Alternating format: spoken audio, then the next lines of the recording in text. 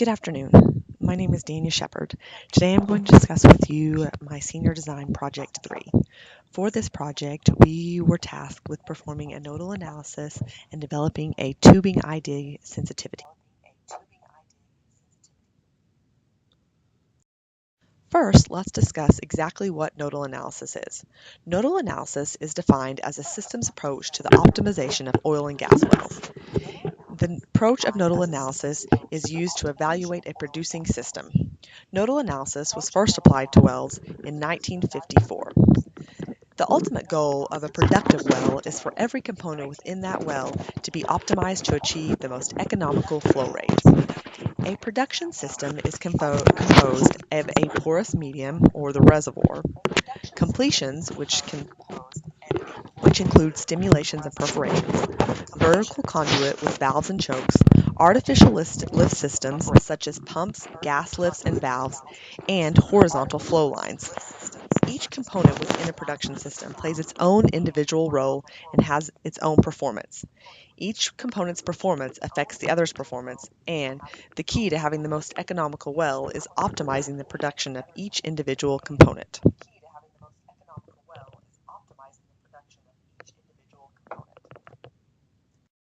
Next, we will discuss absolute open flow potential.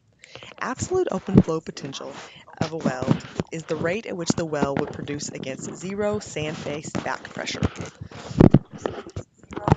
The absolute open flow potential is a measure of well performance by quantifying the ability of a reservoir to deliver gas to the wellbore. The flow into a well is dependent upon the reservoir characteristics and the wellbore flowing.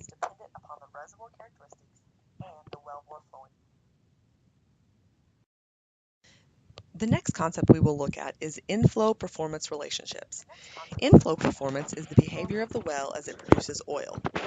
The performance is usually defined by a plot of surface production rate versus flowing bottom hole pressure.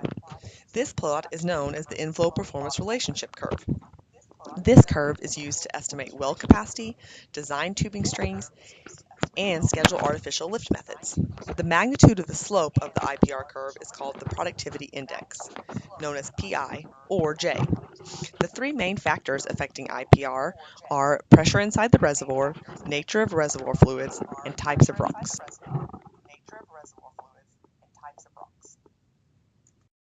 The last concept we will look at is tubing performance relationship. The tubing performance relationship is the relationship between bottom hole flowing pressure and production rate. When plotting this curve, the shape will be determined by the fluid composition and the behavior of the fluid phases in the specific completion design. We can plot the IPR curve and the TPR curves onto an Excel spreadsheet and combine them to find a stabilized flow rate. The stabilized flow rate is the flow rate in which the systems are in equilibrium and flow is stable. The tubing performance relationship is also referred to as the vertical lift performance. For Project 3, we were given the task of constructing an IPR for the well, calculating tubing intake curves for each tubing size, and making a recommendation on the best tubing size to use. The variables listed below were provided to us concerning the well.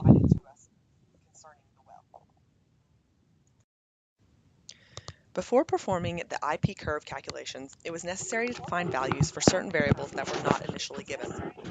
Some of these variables could be determined by looking at the figures in the McCain Petroleum Fluid Properties book. This included bubble point pressure, dead oil viscosity, bubble point viscosity, and oil viscosity.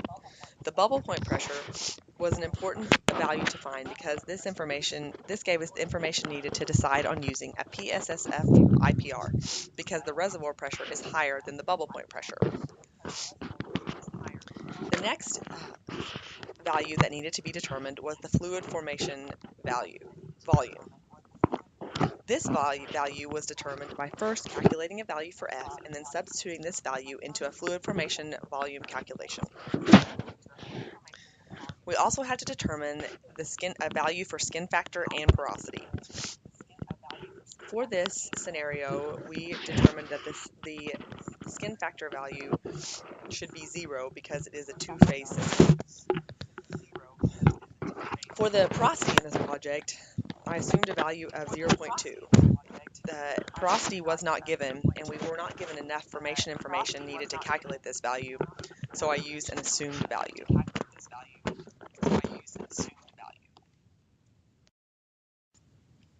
After determining all of our necessary variables, we were able to use them to calculate the productivity index using Vogel's equation.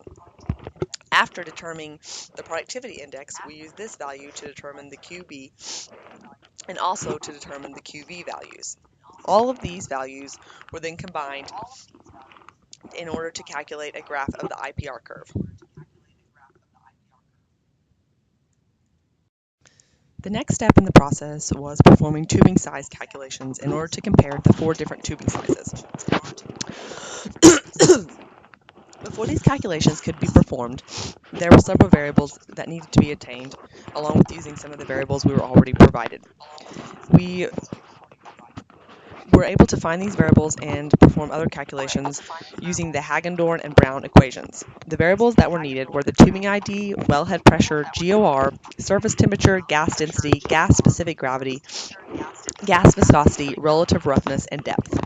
Once we had all of these variables, we were able to perform calculations that gave us our flow rate, gas volume, superficial oil velocity, superficial gas velocity, mixture velocity, NVL, NVG, ND, NL, CNL, H, V, psi, liquid holdup, total mass flow rate, Reynolds number, friction factor, in situ average, density, pressure loss, wellbore flowing pressure, and PWF. Here is the graph which shows both our IP curve and our tubing comparisons of the 4 different tubing sizes.